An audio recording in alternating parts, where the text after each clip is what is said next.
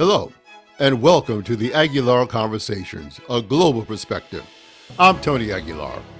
On today's podcast, religion has played a role in global affairs for centuries, with both positive and negative results. In the wake of new challenges, how can religious institutions play a positive role? Joining me today from Geneva, Switzerland, is Isaiah Tarotich, the head of global advocacy at the Lutheran World Federation, where he leads the organization's policy and advocacy work on issues including climate change, human rights, and gender justice. Isaiah, thanks for joining me today. Thank you very much, Tony, for having me. Isaiah, let me ask you this. How does LWF determine what issues it's going to take, both from a humanitarian perspective and also from a political perspective? Well, Tony, the issues we tackle in the LWF are informed mainly by the context in which we live in and by the things that our partners, our member churches, and the communities we serve face every single day. So the external context determine what we choose as an issue to deal with. In addition to that, of course, we would be looking at issues based on who we are, our identity. We always ask the question, what does a global Lutheran community have to contribute to a particular issue? And for that reason, we look a lot at the question of issues that affect communities. What are their needs? Where are the questions of dignity are violated? We look at where the cries of society are. And that way we select the issues that we work with. Obviously, as you can imagine, we have a strategic plan, and that strategic plan is precisely based on this process of discerning and identifying what the world looks like and what we might be able to offer to it as a communion. So, given that concept and that context, what issues are you now focused on as an organization? Thank you very much. We are actually focused on quite a number of issues, but I will only identify the issues that we're looking at currently from a political and humanitarian perspective. And the first one, obviously, is human rights. We look at human rights from the perspective of how people's rights are violated or affected, and how we as an organization can contribute to strengthening both the understanding of human rights, but also the applications of human rights standards in the way communities and societies are run. The second issue that we're focusing on at the moment as well is peace. Given the situation in the world right now, from the war in Ukraine to the violence in Myanmar and in Ethiopia and in many parts of the world, we consider that as a critical issue that we look at, and we look at it as well from the perspective of supporting people who have been affected by violent conflicts, people who've been displaced, for example, or people whose lives and livelihoods have been threatened by conflict. And so this is how we might respond to them from a humanitarian perspective, for example. And then we look at gender justice as one of our priorities. Both from a political perspective, meaning looking at what gender norms in society looks like, looking at specific issues related to the rights of women and girls, for example, and also looking at structures that have, in one way or the other, caused disadvantage or caused certain oppressive policies or regimes that affect women and girls specifically. And then, as you can imagine, with the world we live in today, the climate crisis is top on our agenda as well. And we do quite a number of advocacy-related initiatives on that topic. And we also facilitate conversations with our churches and our partners on how they might change their lives, their livelihoods, their societies in ways that can respond to the environmental and climate crisis that we're facing. And then lastly, we take a look at humanitarian crisis. Everywhere in the world where there is a humanitarian crisis, we see whether we, together with our churches or with our programs, can respond to them. Now, let me follow up first on the gender issue, then I want to move to the climate issue. As you know, in terms of gender, that's been a focus of debate in terms of what it is, and can it be expanded? How does LWF deal with that controversy, particularly when it comes to issues such as marriage equality, uh, gay rights, or gay persecution around the world? How do you deal with that? Thank you for bringing up that question. This is an important question that we deal with almost every single day. And I think the quick answer to your question, Tony, is that we look at these issues through a lens of conversations.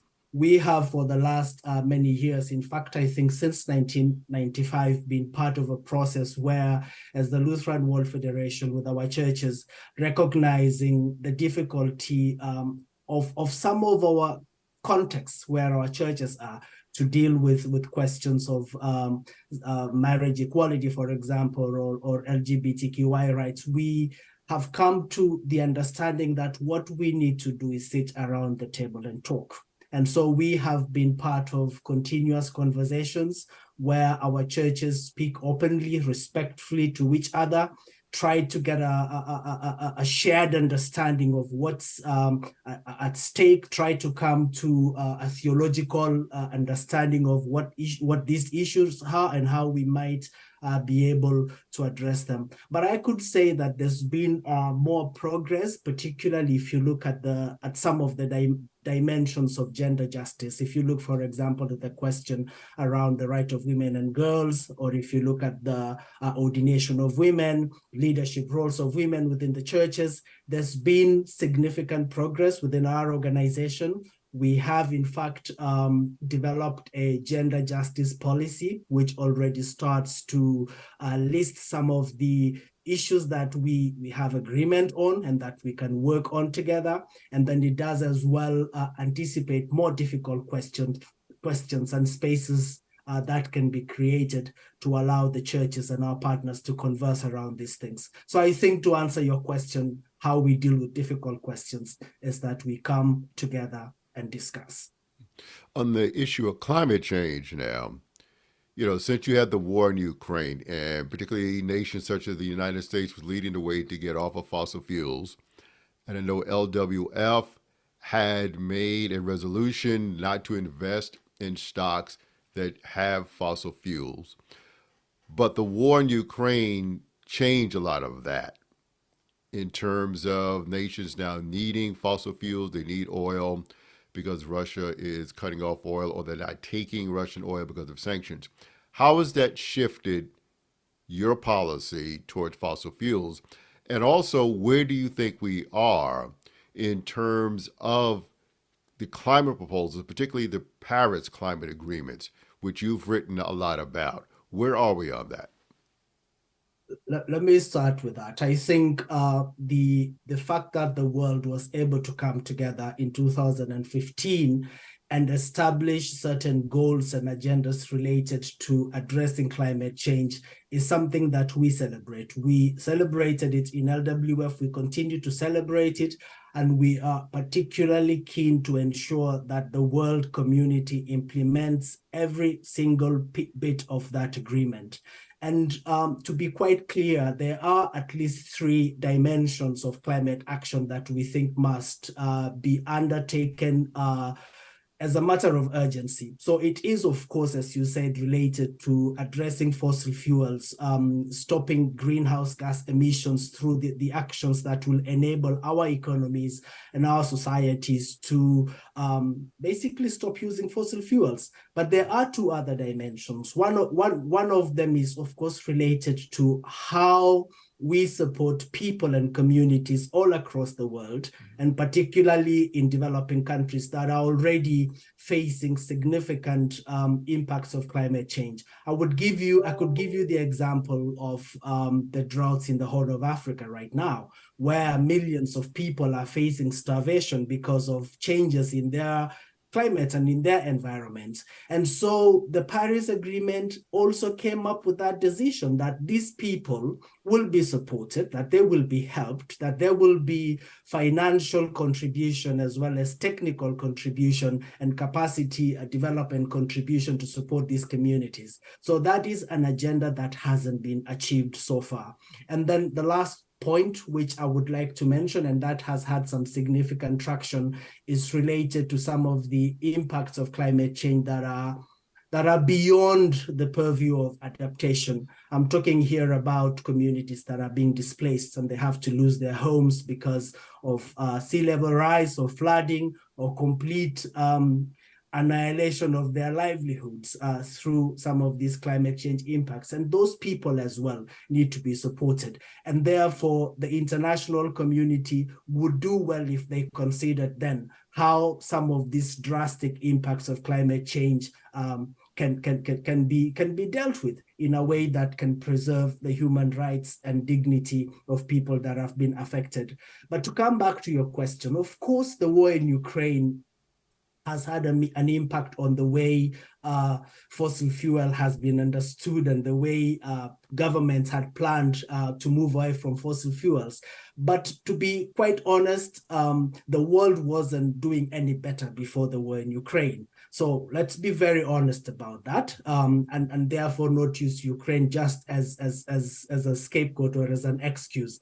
The world still needs to determine very, very clearly that they have to stop using fossil fuels and to invest significantly in renewable energy, and especially renewable energy sources that are quite accessible if you look at wind or solar and other things related to that. So the bad news is that we are not we're not heading in the right direction, I must say, in terms of stopping fossil fuels.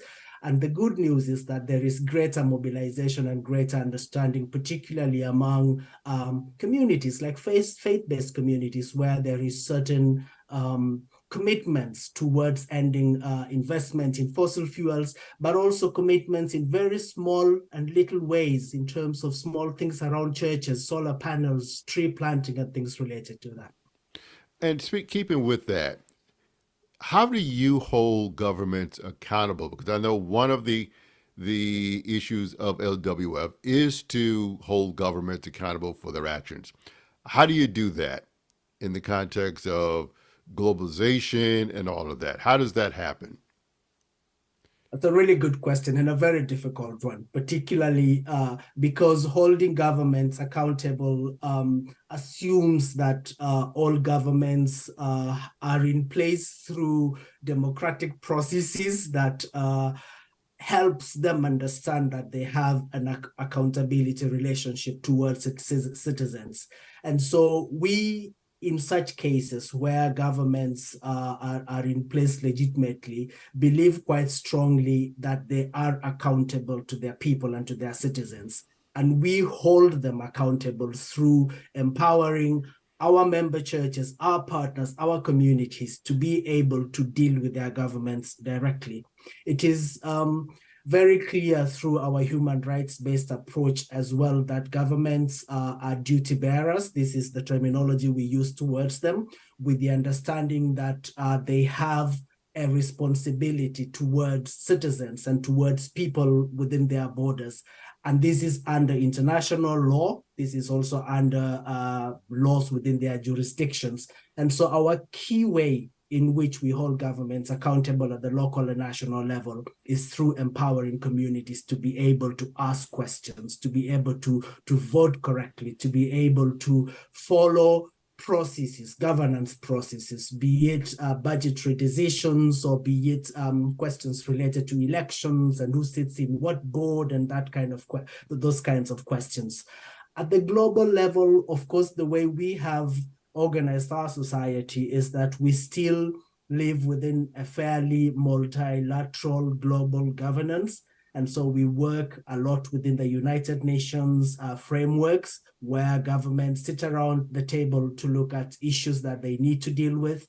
A good example, of course, would be the Paris Agreement that we just talked about. Governments made commitments there. They put it on paper, they signed it, and through our advocacy work in New York, in Geneva, in Bonn, and in other capitals, we are able to pull them to the side and tell them, hey, you signed on this. Where are we at on this question?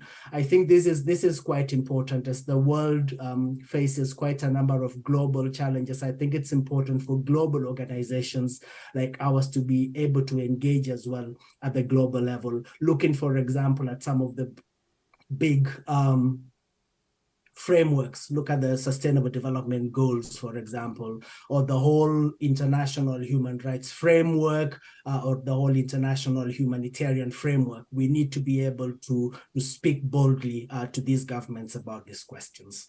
And keeping that, when you talk about teaching people and giving them the tools to become empowered, one of the tools is teaching them how to interpret an issue through their faith lens. And I know the LWF president, Dr. Musa, has been in Africa. He was in Africa last year, and they were talking about combating bad theology.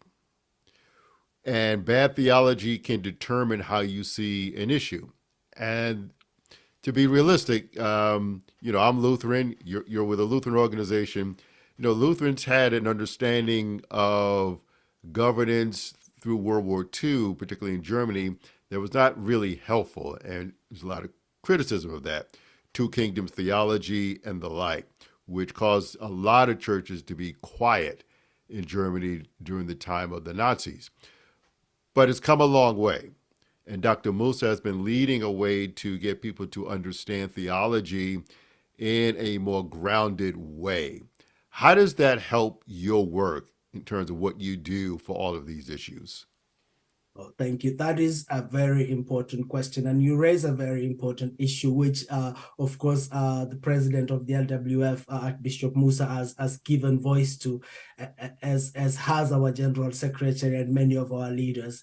I think, as you said, we've come a long way in the way we understand ourselves, in the way we understand and apply our theology. And I think one aspect that we've been looking at is this concept of church in public space. What does the church do in the public arena? In theological terms, and I'm not a theologian, it's a lot around the question of public theology and questions related to the church's prophetic voice. What Musa did, and quite a number of our member churches as well, was to look at this question of, I believe the language that was used was misleading theologies, to look at the question where the world, and Africa is a really good example because it's been such a fertile ground for this, is facing significant ideas and ideologies related to faith.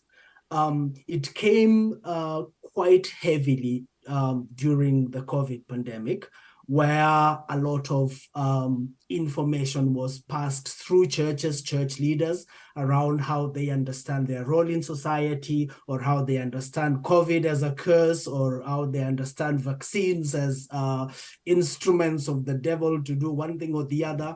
And I think the Lutheran World Federation has been very, very decisive in that, to be very clear that the way we work, the way we speak will be informed by our theology, how we understand the human person, how we understand relationships between people, and how we understand our relationship with God. And I think one key process that has come out of that is continuous theological reflections. We have not recruited necessarily, but we've encouraged our theological institutions, our seminaries, to engage in thought and discussions around theologies related to almost every aspect of society, so that we can equip our churches and we can equip ourselves as Lutherans as well to be able to respond adequately, not only to the misleading theologies, but also to provide the kind of theology we would like our people and our churches to have as they respond to questions that come in their daily lives. So how? Let's go a little further with that. So how do you deal with issues? Let's take Ukraine for a minute. You have the Lutheran World Federation, which does call for the withdrawal of Russia from Ukraine, and they're in support of that. And you have great humanitarian activities going on. But you also have churches that provide a theological framework to support Russia. How do you respond to that? Because there are some Lutheran churches in Russia. So how do you support that? Well, to be quite clear, none of our Lutheran churches in Russia have been providing any theological support for the war. It's been very clear within our Lutheran World Federation and all our membership that the war in Russia is against international humanitarian human rights law. We have spoken very clearly that Russia must withdraw its forces from Ukraine. I think the question that we struggle with is to deal with then other churches, Right. for example, the Russian Orthodox Church, that has a particularly different approach to that of ours. And this is difficult because, as you might know, there isn't a formal relationship between the Lutheran World Federation and the Russian Orthodox Church, like we have, for example, with the Anglicans or with the Mennonites and with the Catholics, where we have continued dialogues and conversations on questions related to doctrine or questions related to collaboration. But in terms of dealing with the Russian Orthodox Church, I must say that a lot of that is done by the World Council of Churches. Russian Orthodox Church is a member of the World Council of Churches, and we listen into those conversations, but there hasn't been any particular targeted engagement to the Russian Orthodox Church on this particular question. But our work still remains. We call for peace, we call for justice, we call for the end of the war, whilst we also provide humanitarian support to particularly the people that have been affected through the work of our churches in Poland, for example, and in the neighboring countries. And in keeping with that, there is this sense, when you look at it from a political perspective, left or right. Sometimes folks on the left will say that the church should not be involved in things, and the right only wants the church to be involved in certain areas. How do you reconcile those two positions? Because, for example, in the United States, Dr. Martin Luther King is lifted up every year. And there are certain folks who just seem to forget that this was a religious man. He was a pastor. And then you have some who say, well, the church should stay out of politics, but yet they want them in when it comes to getting their people out for election day and the like. How do you reconcile that? It's a good question.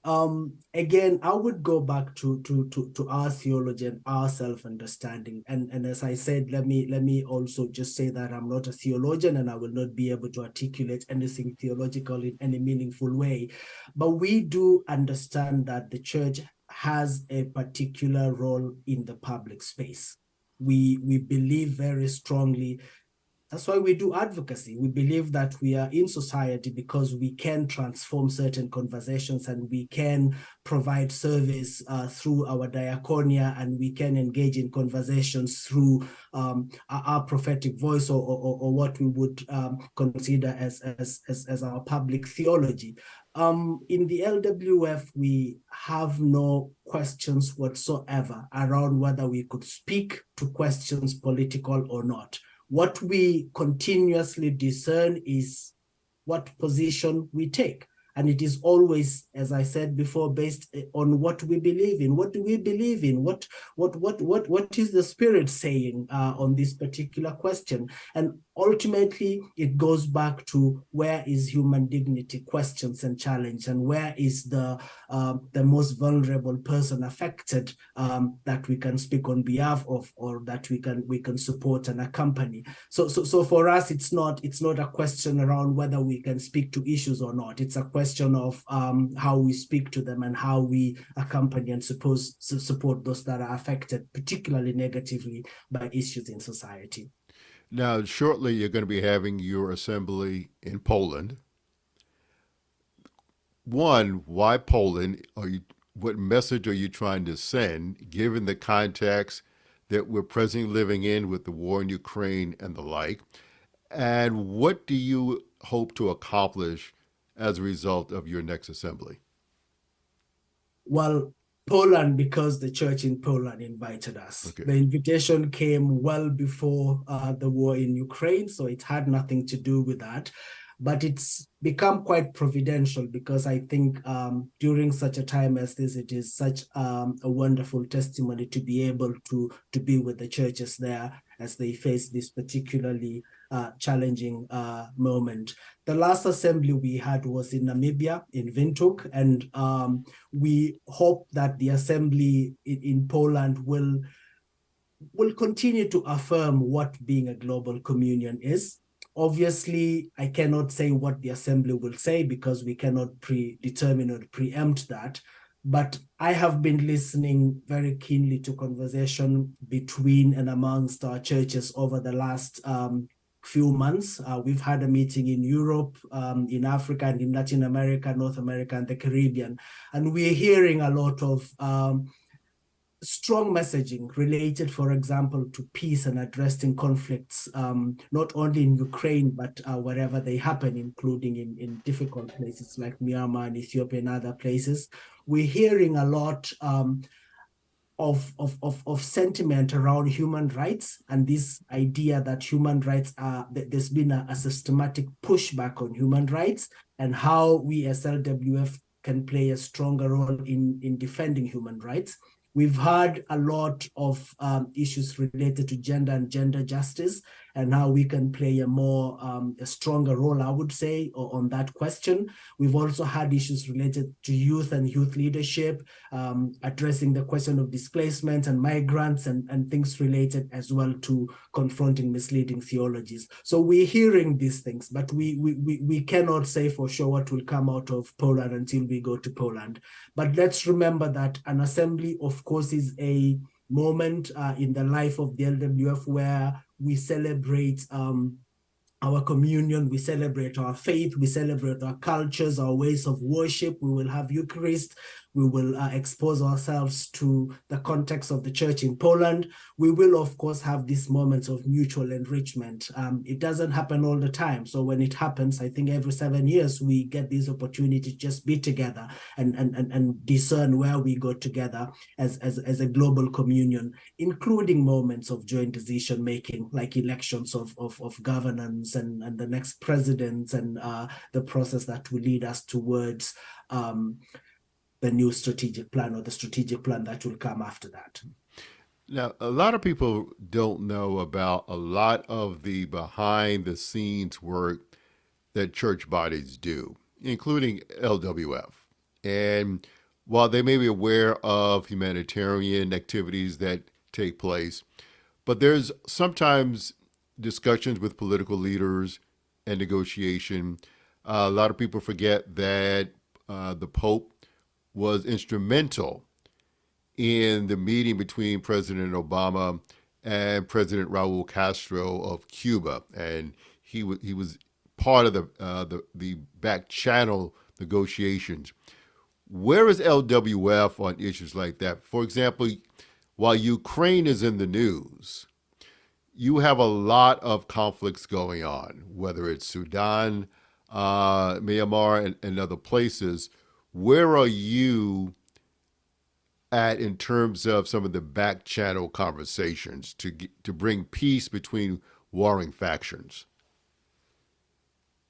It's a very good question and a very important one. Indeed, that is one of the tools in our toolboxes, where we have behind the scene conversations, not only in terms of meeting conflicting leaders politically, but also in terms of meeting other actors, including churches that might have differences in opinions, including within our own communion, where there might be differences in opinions.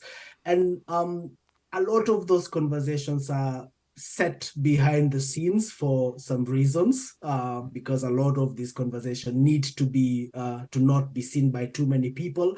But we see this as one of, as I said, tools in our toolboxes. We have engaged in this type of conversations in a few contexts, including in Ethiopia. At the moment, we've had certain discussions as well in the context of Israel-Palestine, for example.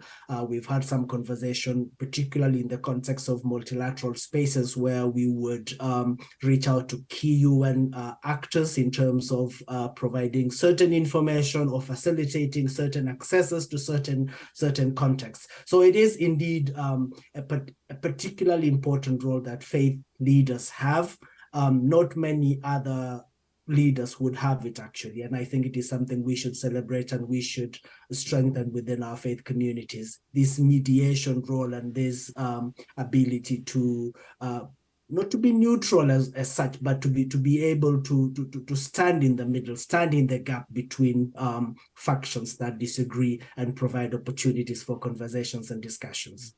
One of the things I want to ask you, and I think you probably think about this, as a Lutheran, we have never really leveraged Lutherans who were in power to engage with the Lutheran Church and Lutheran positions. Roman Catholics tend to do it a lot better.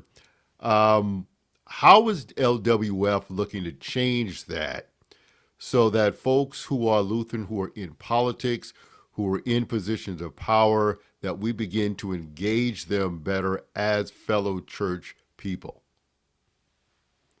This is quite interesting. My current General Secretary, Reverend Dr. Ann Burgert, has started a particularly interesting narrative, which she calls grassrooting the Lutheran World Federation. And the language she uses is to go beyond the 149 to the 77 million, meaning going beyond the 149 member churches to the 77 million Christians across the world. And I think this is the beginning of this conversation you're raising. We are being systematic around looking at how do we as Lutheran World Federation, as a global communion, become more relevant to each and every member. And it doesn't have to be a high-level political person. It could be the village elder who has decision-making authority related to whether women can lead or not. And I think this is something we would be very interested in.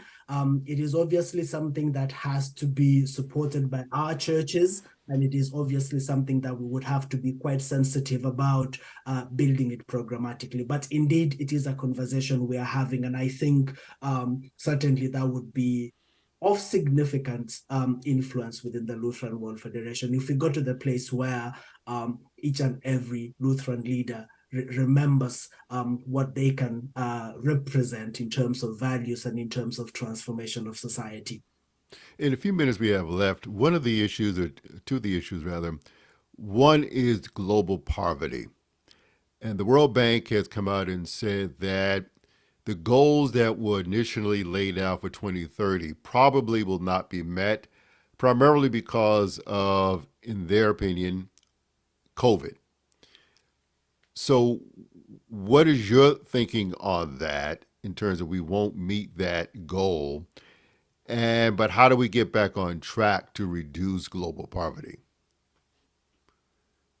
Well, if you look at the 17 goals that were set in 2015 under the Agenda 2030 or the Sustainable Development Goals, there is evidence that we are not progressing on not only on the poverty goal, but the other 16 as well.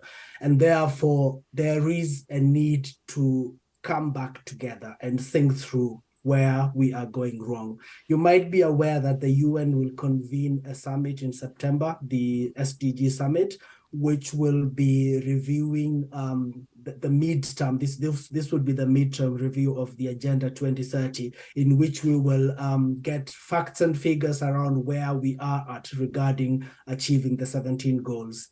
My and the opinion of the LWF is that more needs to be done. Of course, COVID did play a significant role, but it wasn't just COVID, because if you remember, even during the pandemic, the world still was able to produce additional billionaires. People made money, and so there is a failure. The system is failing. The structure has failed.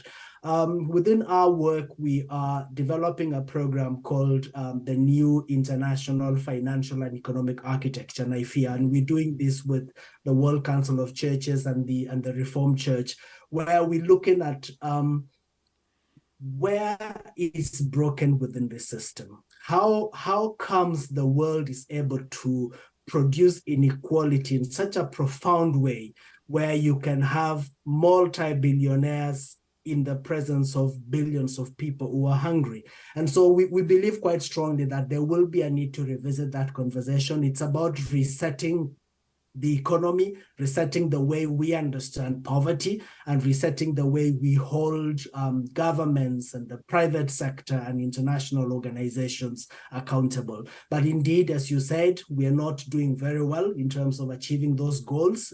The poverty one is certainly doing badly, but so is the goal 16 on peace, as well as the goal on gender equality and the goal on climate action and others. And we really need to go back to the drawing board and to see whether we can rethink the way we plan and the way we work on these questions. Another issue that has come up recently, particularly in the field of technology, is that of artificial intelligence and whether or not it's an existential threat to humanity, which obviously, if it is, it would be of interest to LWF, obviously. Some of the issues that have been brought up is how it would begin to displace people, which would have a profound effect, particularly on people who are already poor, and to have them displaced by AI is another challenge. Has LWF begun to think about that and to begin to formulate what its response should be towards AI, in light of the fact that a lot of CEOs are calling for a moratorium on additional AI funding and research? Where's LWF if it has taken a stance or begun to think about it? We have just started to think about it. We haven't taken a stance yet, and this is a process that our communications experts are dealing with. But I would say that the AI question is also set within this technology revolution context. In March this year, the World Community came together to discuss the impact or the role of technology in empowering women during the Commission on the Status of Women in New York. And what we found in our work towards that process was that technology is still not accessible to everybody. So AI is the next level, but there will be millions of people in many parts of the world, actually, who would not have even made the first step towards basic technology. And so I think this conversation would need to be seen in that context as well.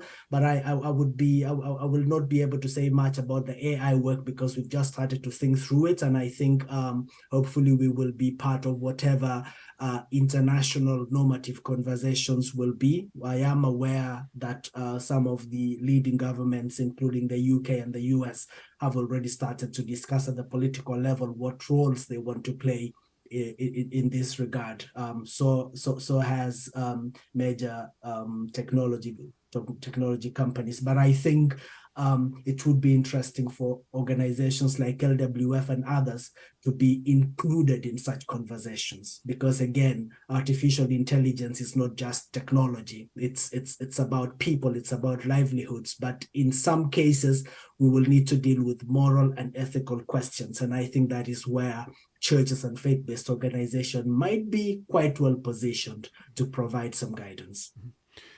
Given the fact that we're not as far along as we hope to be on issues of global poverty, justice, and things of that nature, do you have signs of optimism going forward, and where would they be?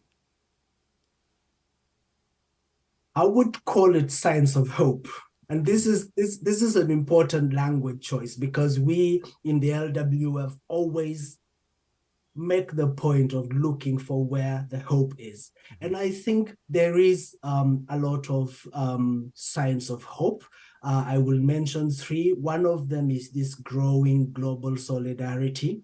There is always such a joyful moment to celebrate when people all across the world can come together and say, how can we help you? We've seen this, we saw this during COVID, where in our own federation, we had churches from many corners of the world coming together to say, so how do we help the small church that is not able to to survive? How do we feed the poor? And this has been very, very, very hope giving, if I could use that word, where we know for sure that we can call on each other.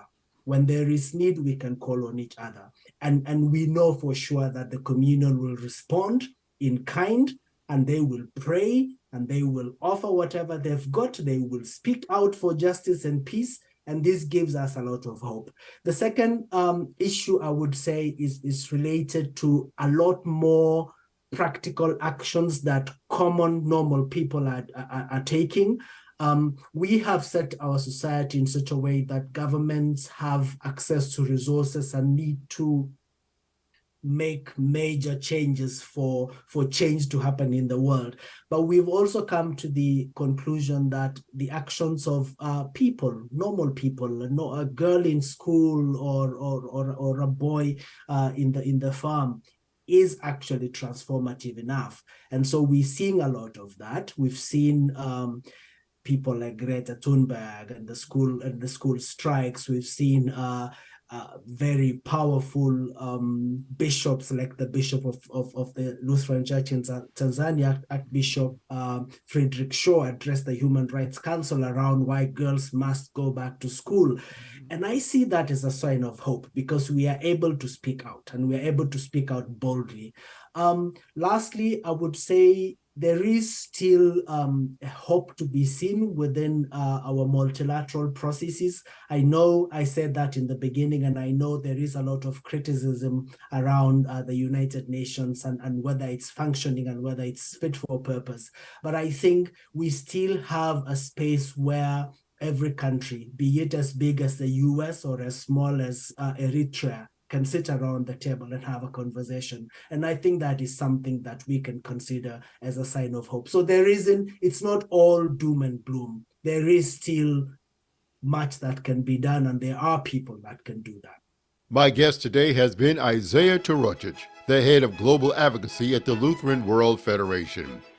And thank you for listening to us today, and joining us again next week, where we'll discuss another issue of international interest here on the Aguilar Conversations, a global perspective.